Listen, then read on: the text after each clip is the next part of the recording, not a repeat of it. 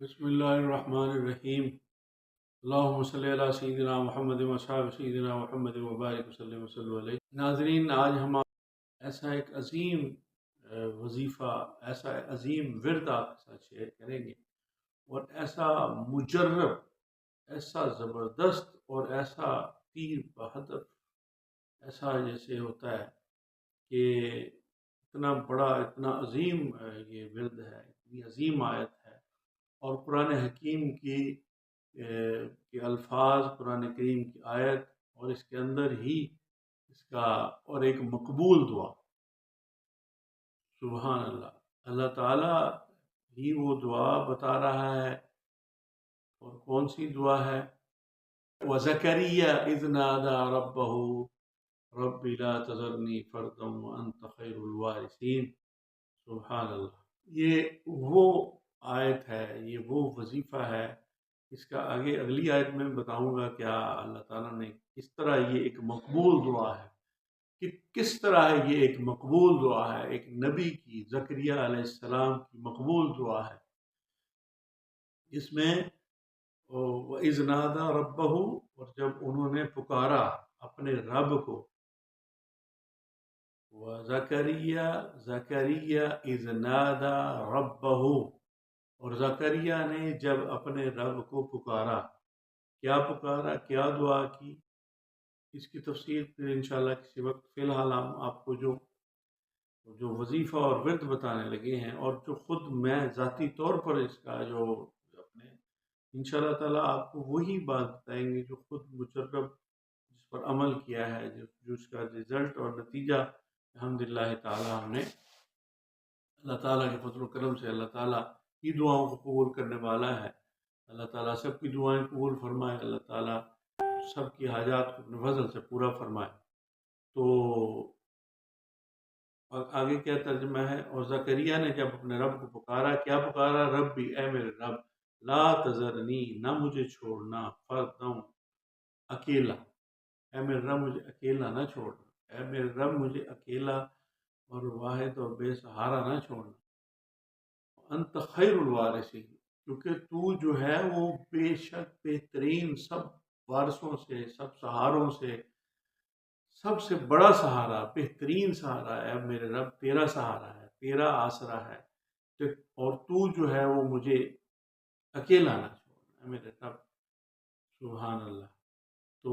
اللہ تعالیٰ نے زکریا علیہ السلام کی اس دعا کو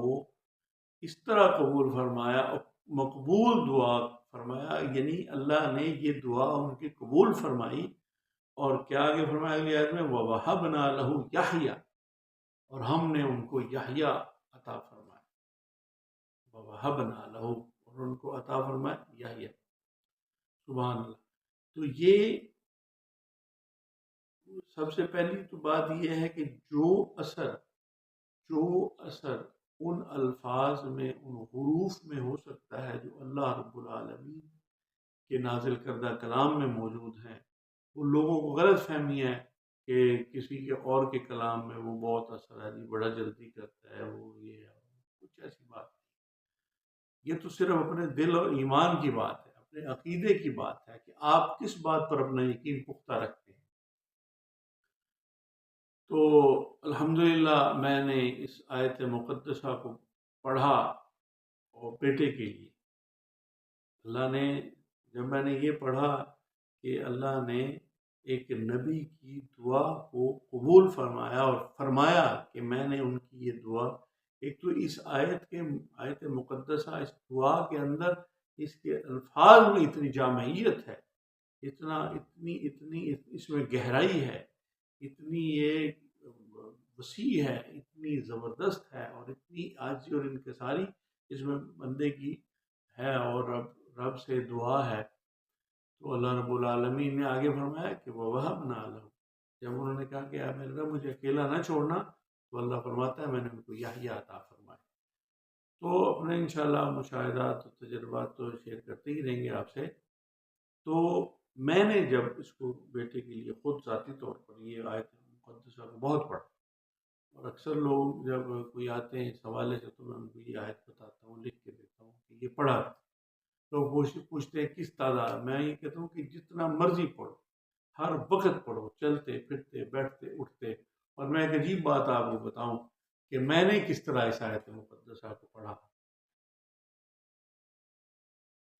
اس طرح پڑھا۔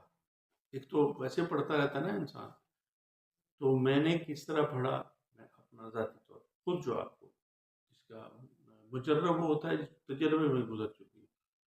کوئی بھی جو نسخہ ہوتا ہے، یا وہ دعا یا وہ وظیفہ یا کوئی ورد یا کوئی چلہ یا کوئی تعویذ، اس کو جب آپ